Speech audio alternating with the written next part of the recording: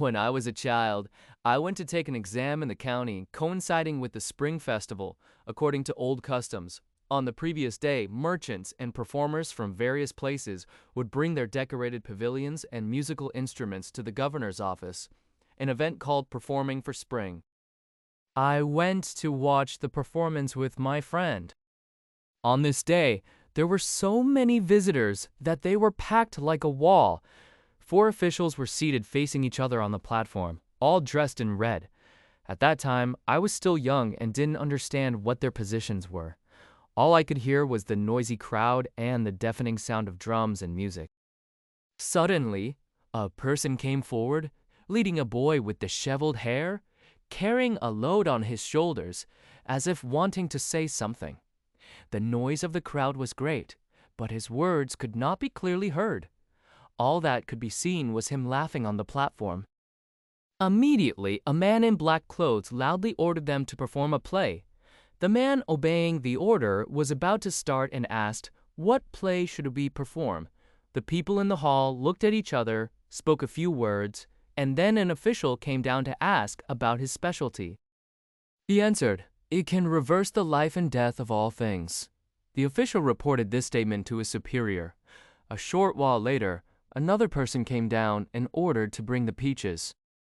The sorcerer agreed, took off his clothes, and covered the bamboo chest with them. He deliberately looked resentful and said, "The official is really too foolish. The ice has not yet melted. How could we possibly get peaches? If we don't take them away, we are afraid of angering our superior in the south. What should we do?" His son said, "Father has already agreed. How can he refuse now?" The master was sorrowful for a long time before finally saying, "I have already thought it over carefully. In the beginning of spring, the snow has not yet melted. Where in the world could it be found? Only in the garden of the Queen Mother, where flowers bloom all year round, there might be one. It must be stolen all the way up to the sky." Confucius said, "Ah, can the sky be stepped onto with a staircase?" Someone said, "There is a way." Then he opened the box, took out a bundle of rope about dozens of zhang long, arranged one end, and threw it into the air. The rope then hung in the air as if something had caught it. Not long after, he flew the kite higher and higher, gradually disappearing into the clouds, and the string in his hand also ran out. So he called his son and said, "Child, come here. I am old and my body is heavy. I can't go, you go instead." Then he handed the string to his son, saying, "Take this and you can go up." When his son took the rope, he looked reluctant and complained, "Father is too foolish. How can you expect me to tie this thin rope and climb up to the sky? If it breaks halfway, what bones will be left of me?" Father hit him again and said, "I've already said things I shouldn't have. It's too late to regret now. Please go and take care of it. If you steal it, there will certainly be a reward of 100 taels of silver.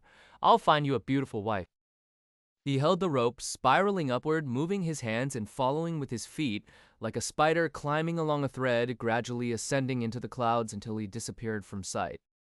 After a long time, a peach fell down, as big as a bowl. The sorcerer was very happy and took it to present to the court. The people in the court passed it around for a long time, but none could tell whether it was real or not. Suddenly, the rope fell to the ground, and the performer panicked, saying, "Oh no, someone above cut my rope. Who will my child rely on now?" After a while, something fell down. Upon looking, it was the child's head. He held it, crying, "This must be the result of stealing peaches and being discovered by the guard. My child is dead." After some time, one foot fell off. Soon after, various parts of the body began to fall off, and nothing remained intact. The sorcerer was very sad, picking up each part and putting them into a bamboo box, then covering the box and saying, "I only have this son, who follows me everywhere. Now I have received a strict order, yet I never expected such a tragic event. I should take him to be buried." So I knelt before the hall and said, "Because of the peach tree, my son was killed. If you have compassion on me and help me bury him, I will remember your kindness and repay it with my life." Officials were surprised, and all received rewards. The sorcerer took it and wrapped it around his waist, then beat the bamboo box and shouted, 88, come out and thank me, or what else are you waiting for? Suddenly, a person with messy hair and wearing a children's hat climbed out from the bamboo box cover and paid homage to the North. It turned out to be his son. Because of his unique skills, he is still remembered to this day. Later, I heard that the White Lotus sect would also perform such magic, and I thought he might be their descendant.